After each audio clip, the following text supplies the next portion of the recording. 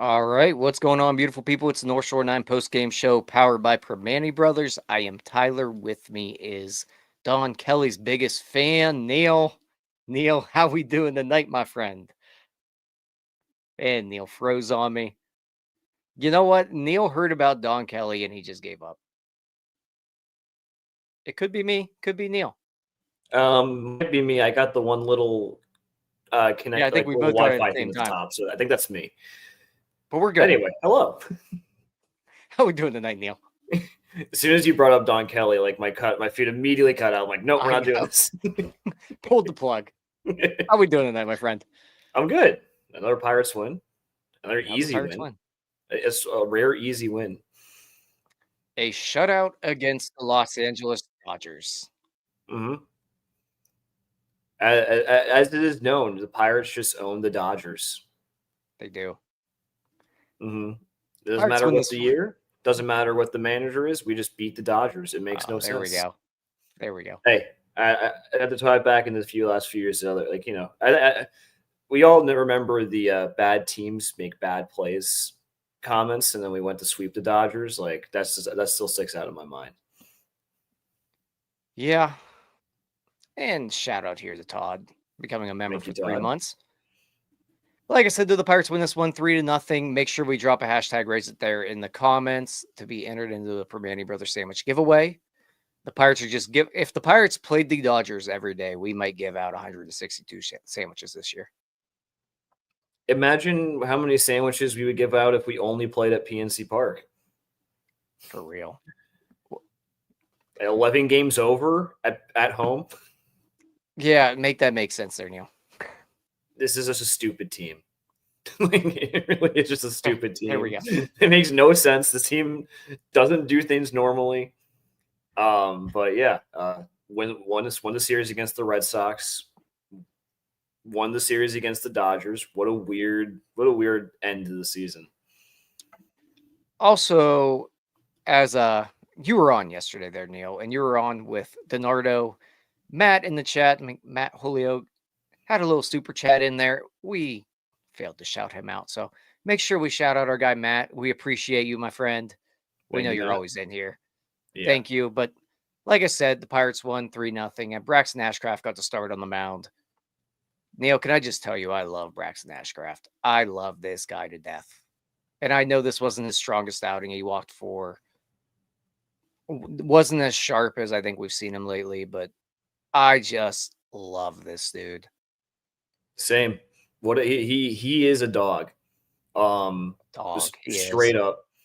He is fun to watch, and he's rising. If you ask me like my opinion of him out of like the 4 like rookie pitchers who could have debuted, he's probably 3 or 4, closer to the 4. And it's like he's so much fun to watch pitch. And I'm just sad that we only got 2-3 innings from him today. Like 3 innings from him, I would have liked him to see go more. I mean, I know he was a 71 pitches. Pulling made complete sense. I'm not going to argue that at all. I just like watching him pitch. Yeah, I'm completely with you. Like, I understand why he got pulled when he did. And he certainly was not efficient enough today. And there were some things he didn't do well, but watching him pitch to me is just so enjoyable. I was thinking this earlier. Of the guys, and you brought it up there a little bit, that he would have been like third or fourth coming into this year of the guys you're kind of, if you're ranking them, he might have moved up into like, he's fighting with Bubba right now for me. Like, I really, really enjoy watching this guy pitch. And tonight was kind of an anomaly with the walks. That's not him. But the swings and the swing and miss stuff, like he opens the game up and just goes right after Shohei Ohtani. Just right after him.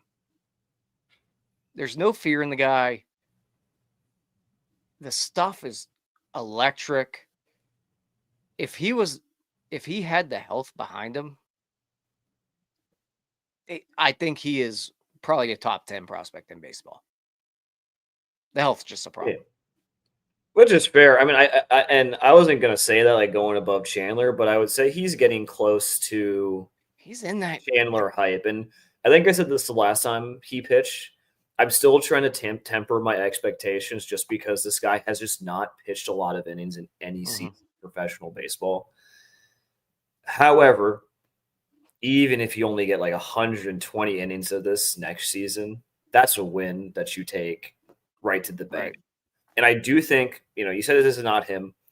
He really was never the most efficient guy in the minors. He still got guys out. And so I'm not terribly surprised he's going to have days where he walks a lot of people. But again, he just has the stuff that he can get over it. And he can power through some innings. So he will have his struggles, but he can mitigate a lot of damage just on pure stuff. There was a pitch to, I believe it was Teoscar Hernandez, and it was a sinker down the zone. And how heavy that sinker looks. Like it almost falls off the table like a changeup. Mm-hmm. But he's throwing it at 97. He's got stuff. And he's got legitimate, top end stuff. And it's not out of the pen. And he can carry it too. Today, obviously, the pitch count got in the way. Too many walks, but we've seen him do it throughout this year, in his third or fourth inning into games. He's carrying his stuff deep into games, still pumping 97, slider curve. I love Braxton Ashcraft. I can't talk about him enough right now. Mm-hmm. No, and I do think it's just exciting to have a guy come up, pitch sub 3 ERA baseball for this period of time. Never in anyone's wildest dreams expected that from Ashcraft coming up. I mean, I had him slotting in as Bednar's replacement. That's kind of where I had him at coming into the year, where he was just going to come in. And honestly, if he got put in that role, he would do a great job. He would be an elite shutdown closer. But the fact that you somehow gotten a starter out of him is so huge. It's huge. It gives you so many more options going into next year that you didn't really think you had. And it's just I'm really kind of interested to see who loses their rotation spot. You got Burrows, Oviedo, Ashcraft, and I think Ashcraft is above both those guys. I don't know how at this point you go into next year without Ashcraft in your rotation. I just don't see how you do it. He's earned it. He has. And you guys have talked about it a few times here lately. There is legitimate competition next year for the rotation. And it's not just pick whatever's left. Mm-hmm. They're legitimate dudes. And it'll work out the way it works out. Guys will get hurt. Things happen. But there is actual competition here. And to add more to that, the second inning there, he loads the bases. That's where the commands started getting away from him. Mm-hmm. Walked to that inning. He had 2 strikes on 2 of the guys, ended up walking them. It looked like it could get away from him there. There were a lot of scenarios tonight where I feel the Dodgers were just inches away from scoring. Mm-hmm. Where they had multiple runners on, a lot of guys in scoring position. And the Pirates just Ashcraft held his own. Burrows, I felt it was going to get scary a couple times. Even Sisk almost let the Dodgers back into the game, and we'll get to that too. Yeah. But just down the board, it really feels like you were inches away from losing this game 5-3, and they didn't. The pitchers came through when they needed to come through, and that was great to see. Yeah, and even the Dodgers pitchers came through, and I just have to point this out because I have to shout out Ryan. I got to do it while we're here. Ryan won 2 in a row. He pushed yesterday. He did push yesterday. But in Ryan's world, that's winning 2 in a row. Ryan got a win today. He had under 3.5 runs for the Pirates. They scored 3. So I guess sometimes you do have to tail Ryan on FanDuel, but Not often, but sometimes. yeah, that's whatever. It's fine. We'll give him his little 3 seconds of fame here. Yeah. But let's get back to the second inning there. And there's one thing I briefly want to talk about this from today's game, and it's about a guy who went. I think he finished 3 for 3. Yeah, Joey Bart. He did finish 3 for 3. And I don't want to poo-poo on Joey Bart at all. That second inning, Braxton Ashcraft walked 2 batters. The curveball and the slider were both a mess. Could not get him over the plate. This is where I see the difference between Henry Davis and Joey Bart. Joey Bart just kept calling the curveball and slider and setting up outside on a righty. He just kept setting up on the outside part of the plate or inside to a lefty. Set up on the inside. Let your pitcher get the feel for the pitch again instead of repeating the same thing over and over. And I know he went 3 for 3 today. It was a good day at the plate for him. This guy drives me nuts behind the plate. And I know Ashcraft needs to be better as well. And I don't want to complain too much here, but like Joey Bart has to be better behind the plate. He has to be. I just think there's a reason that especially our rookie pitchers, the guy who Davis caught in AAA, pitched better with Davis behind the plate. I think there's a reason Skenes likes him more. I think Skenes is one of the smartest guys in baseball. And it shows Davis, for his faults, and I'm still on the Davis train for other reasons, but he knows how to call a game. He knows what his pitchers are comfortable with. And there is a difference. Like, outside of framing's important, but like it really is just about being comfortable with the catcher. And I feel like even though Joey Bart's been hitting better, he has been. Like, he's had over 120 WRC plus since the All-Star break. You got to play Davis 4 or 5 times a day, four times a week. You know, I feel I'm playing like 4 or 5 times a day as well. A day, sorry, 4 or 5 times a week, just because the pitchers look so much more comfortable with him. And I think this shows, like, I don't know how much he put like the catcher ERA, but I'm pretty sure like Davis's is like a full run lower than Bart. And I don't think that's a coincidence. I don't either. Like I don't put a ton of stock into that, but at some point the track record becomes something. Yeah. And when it's a continuous thing, like there's something there. Joey Bart did have a good day at the plate. I don't want to make this anything negative, but there are things that he needs to get better at behind the plate for sure. Or they need to find a better option back there.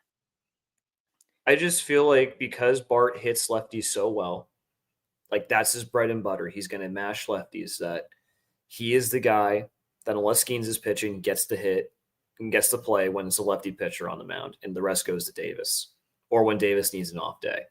Yeah, I feel like that it has to be the smartest move going forward. I agree, and that's all the negative I'll say today. That's it. Sorry, guys. I had to get this Joey Bart thought out of my head.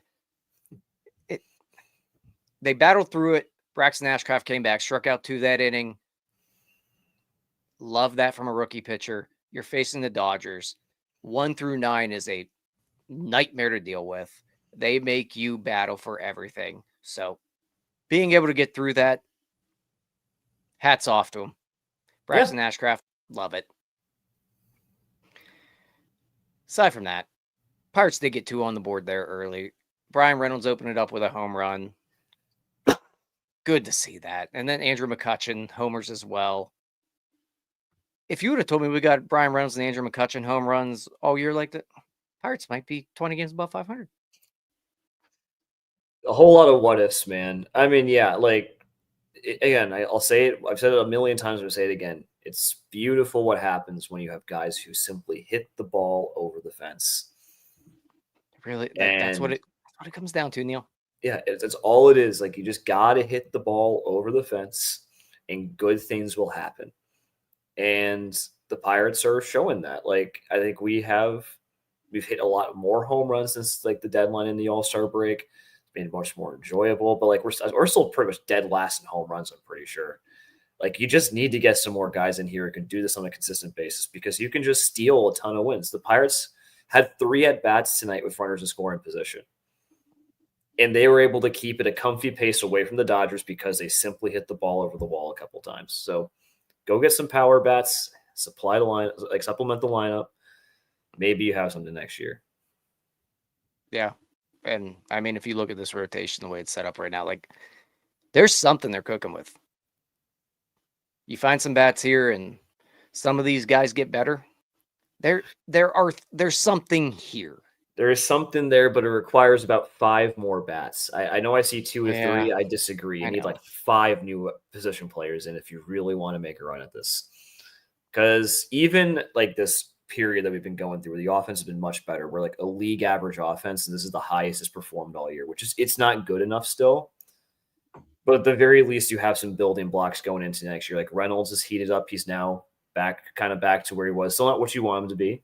Mm-hmm. You probably can re-sign McCutchen. If he's going to hit like this for $5 million, that's a steal. Like there are pieces there. You need some impact bats, though. We don't have enough of that. I mean, they're a 500 team with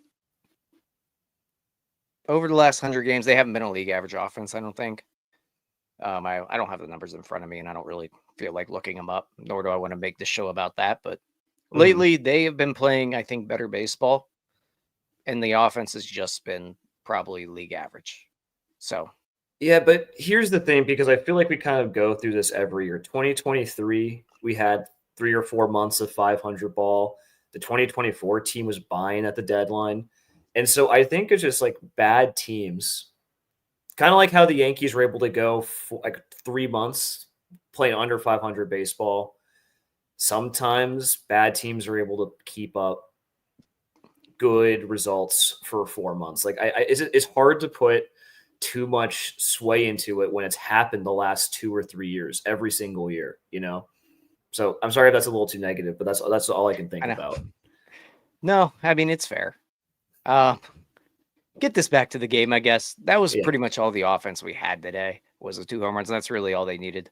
Yeah. Mike Burrows did come in after that. Efficient in his first inning. Started to get a little bit shaky, but all things considered, Mike Burrows has just been very good for the most part. I mean, he's down to a 4.08 ERA. They're managing his innings pretty well, I think. He's doing it out of the pen now as well. Like we've seen him do it as a starter. Now we're seeing him out of the bullpen in kind of a bulk role. Another just good outing from him, though. No earned runs. You get 6 innings out of Ashcraft and Burrows both. Can't be mad about that at all. No, I mean, it's a good piggyback, especially if 2 guys are trying to limit the innings with. Just and get in the major league experience. About as good as you can hope for. I mean, Burrows was getting shelled when he was first came up. Like he had a couple really bad outings. And now, like, you know, was it shaky? Yes. Did he have, I forget which inning, like one of the innings that was pretty scary. It looked like he's going to give up a couple runs. Yes. But then he fought his way out of it.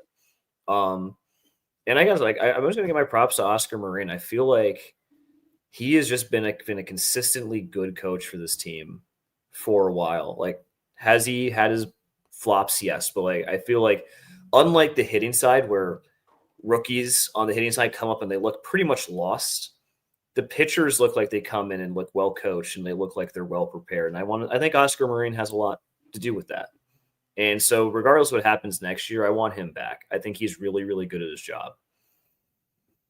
Yeah, I mean, I can't disagree with you. I've seen nothing to show me otherwise at this point.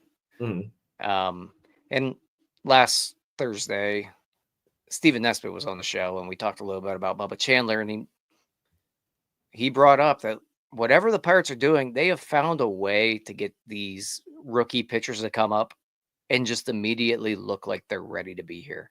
So like we can complain a lot about when they're being brought up, like the Bubba Chandler situation, which I think you can argue that one, but either way, almost everyone they've brought up immediately looks like they're ready to be a major league pitcher.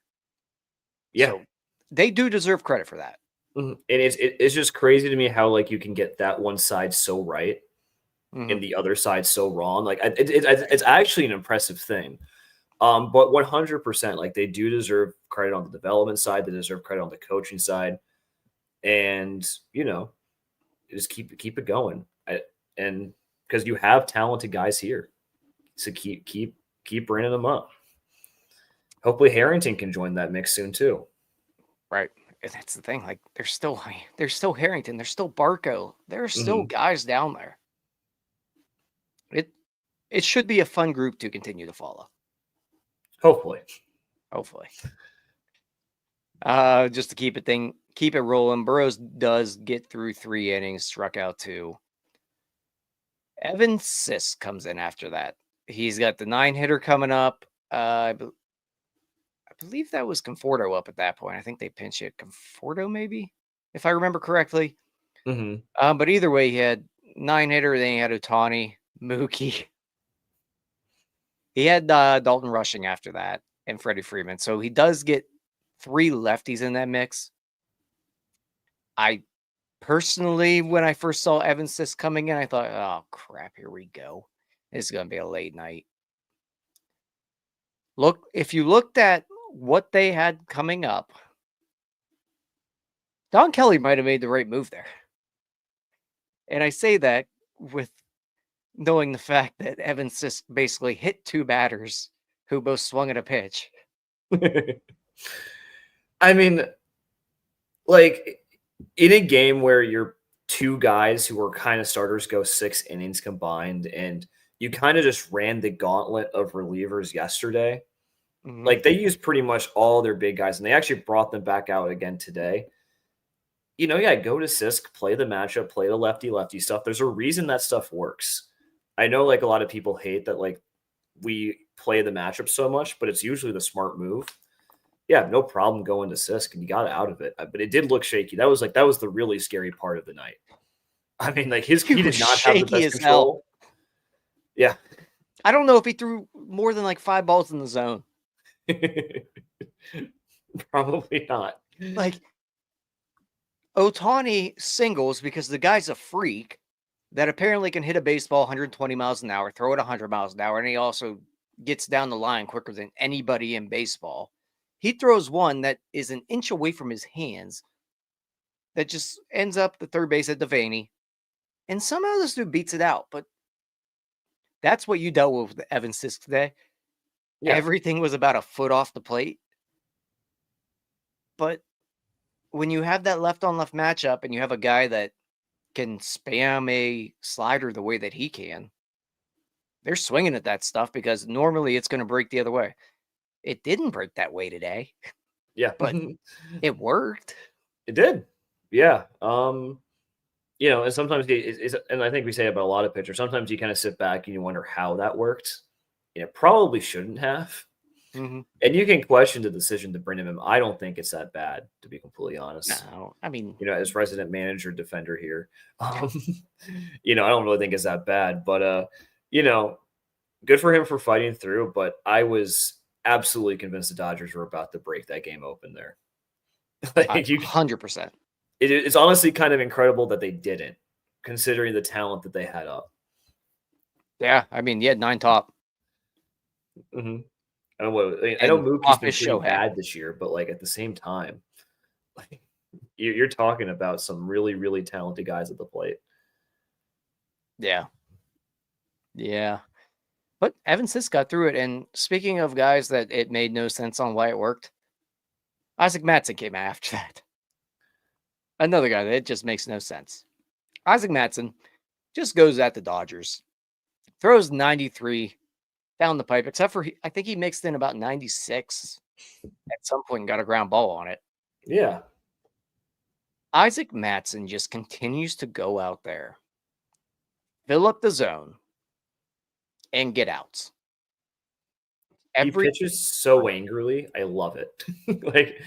And it's incredible what happens when you don't give the Dodgers a free bailout pass with the foul ball call that's missed. That's the only time he gives up runs is when the ump gives the other team a run on his. The Dodgers were not scoring off of him today. No. He was incredible and continues to be incredible. He is down to a 2.31 ERA. Every time out, he shuts everyone down. He looks untouchable, like he is pumping up 101. But it's 93 and he's just telling you hit me, and they don't. Yeah. It's become more believable to me now that like he can do it. But like it is weird how it keeps working. It shouldn't work. No, it shouldn't, but there's something there that there have been enough hitters that just cannot catch up to him and can't score. It's so much fun. He's a fun guy. Like again, another fun pitcher. That's it, Neil. Like there are guys here that I really just enjoy watching them throw baseballs. Mm-hmm. And it's like Ashcraft and Mattson both, they just both feel like guys that throw baseball hard, try to hit me. It's just like caveman pitching. I love it. Yeah. Have fun. Yeah. Here's no, 93. And again, to bring it back to the other thing, like where is the other side? Like where are our fun hitters? Bring me some fun hitters, Ben. Like even if they're not necessarily like 800 OPS guys, I want fun players, and we need more of them. So go. Like as one of the comments said, we need to find the Mattson version of the Mattson hitter. I agree. Yeah. I Rob agree, in the chat. We need to find the Mattson version of a hitter. Absolutely. Yeah, and then Santana just shuts the game down again. Like that was easy. Fired up too. Mm-hmm. Yeah, he's a little riled up after that one. I like it. All things considered, it's September 3rd. They're 14 games under 500 now. Yeah, they still care.